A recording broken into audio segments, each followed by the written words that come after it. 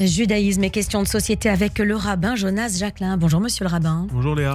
Vous êtes rabbin de judaïsme en mouvement. Elle s'appelle Naama, Romy, Daniela, Karina, Liri, Doron, Agam, Noah, Shiri, Judith, Esther, Carmel, Arbel et Eden. Elles sont toutes encore otages entre les mains de ces barbares du Hamas. Nous allons dans notre émission faire un hommage, rendre un hommage appuyé à ces femmes victimes du 7 octobre. Mais avant, peut-être dire quelques mots, monsieur le rabbin, sur la journée de la femme. Alors effectivement, aujourd'hui le 8 mars, qui est la journée de la femme, du droit des femmes, qui est une journée qui existe depuis plus d'un siècle dans nos sociétés et qui est là pour nous inviter justement à réfléchir à la question de l'égalité. Au départ, c'est une journée qui a été proposée par des militantes socialistes, féministes, de façon à inviter à partager les luttes pour l'accès des femmes au suffrage universel et à la possibilité d'être élu, ouvrir les différentes professions aux uns et aux autres, quel que soit le genre, permettre une égalité salariale. Et je dirais, de notre point de vue aussi, dans le judaïsme, nous interroger, nous dire on n'est pas en marge de la société, on n'est pas en dehors du monde, et on doit se dire peut-être que par certains aspects, du fait de son histoire, du fait du monde dans lequel il a évolué, le judaïsme a pu avoir en lui des éléments qu'on pourrait décrire comme patriarcal, a pu laisser parfois de côté les femmes dans l'exercice de la vie religieuse, dans l'accès à l'étude, dans l'accès à des fonctions en termes d'autorité religieuse ou de leadership communautaire, et ça nous dit qu'on doit être capable de participer en tant que juif à cette égalité pleine et entière. Et en temps normal, j'allais dire, une journée comme le 8 mars aurait dû nous inviter, aurait dû nous faire penser à cela. Mais le fait est qu'on ne parle pas n'importe quelle année et on ne parle pas n'importe quel 8 mars. Et le 8 mars 2024, par définition, c'est le premier 8 mars après le 7 octobre 2023.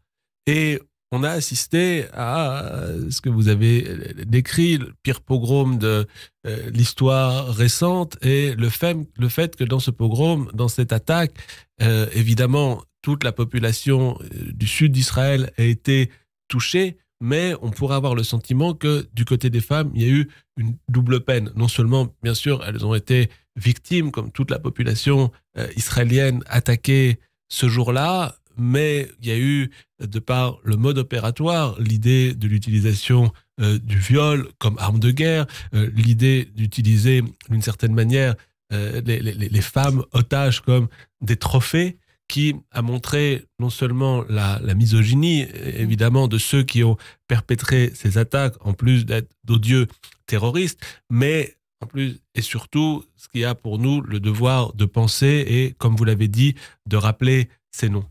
De rappeler ces noms parce que on aurait pu avoir dans l'idée, quand on s'intéresse à la question des luttes féministes, de la question pour la lutte pour l'égalité des droits, que face à ce qui a été, on disait, le plus grand pogrom de l'histoire récente, mais également un féminicide, c'est-à-dire un meurtre de femmes non ou rarement égalées, on aurait pu s'attendre à voir les organisations dont la mission, le fait de lutter, d'avertir, d'informer autour du droit des femmes, autour de l'égale dignité des uns et des autres sur cette terre, quel que soit son genre, et qui ont pourtant été, d'une certaine manière, silencieuses à cela. Et en tant que juifs, on a eu le sentiment d'un abandon. Et le fait de se dire, si les femmes juives sont bien juives, aux yeux de certaines organisations dites progressistes, dites féministes, est-ce qu'elles appartiennent véritablement à l'humanité? Et donc nous, en tant que juifs, est-ce que une certaine humanité nous regarde comme lui appartenant également? Oui, et c'est un silence qui a eu une résonance jusqu'au gouvernement. C'est une affaire à suivre d'ailleurs pour ces institutions qui disent défendre les femmes, sauf quand elles sont juives. Ça, c'est mon commentaire. Alors, la femme est le symbole de la pérennité d'un peuple Et justement, c'est en cela aussi qu'elle a été une arme pour les terroristes. Dans le judaïsme, la femme a ce statut, n'est-ce pas, de place privilégiée, j'allais dire, une place privilégiée. On marche toujours sur des œufs quand on parle de cette manière-là, parce qu'on pourrait poser la question, qu'est-ce que la femme? Est-ce que la femme avec un grand F, ça existe? Est-ce qu'on n'a pas une diversité de personnalités féminines et masculines dans les textes? Le fait est que on peut dire, c'est vrai qu'on a cette idée, ce principe traditionnel que la femme est celle qui va transmettre la religion juive, qui va transmettre le judaïsme. Et évidemment, pour transmettre, on a besoin des hommes, des femmes, on a besoin d'une éducation, de tous ceux qui sont là pour l'assurer. Et quand on lit les textes de la tradition juive, on se rend compte que les personnalités féminines sont des personnalités absolument essentielles, des personnalités tout à fait clés de l'histoire. Quand on remonte dans les temps les plus anciens, on parle évidemment des patriarches, mais sans les matriarches, les mères d'Israël, l'histoire n'aurait pas été ce qu'elle a été. Quand on parle du plus grand des prophètes, Moïse, on ne peut pas oublier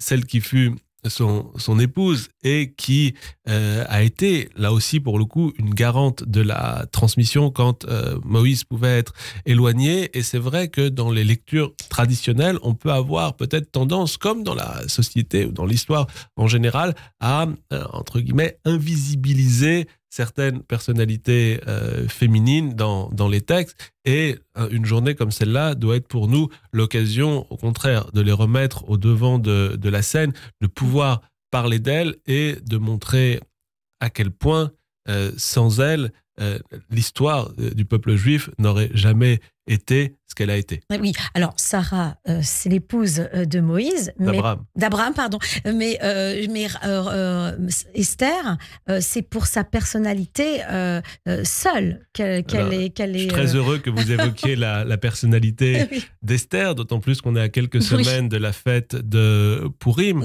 Et effectivement, Esther, c'est Esther Amalka, la reine Esther, qui, à l'époque où elle a vécu, a été la clé, la garante de la survie du peuple juif, de la survie du peuple d'Israël. Et elle nous est vantée pour ses qualités à tous les niveaux possibles et imaginables. Mais je dirais avant tout, ce qui va falloir pouvoir retenir, c'est son courage.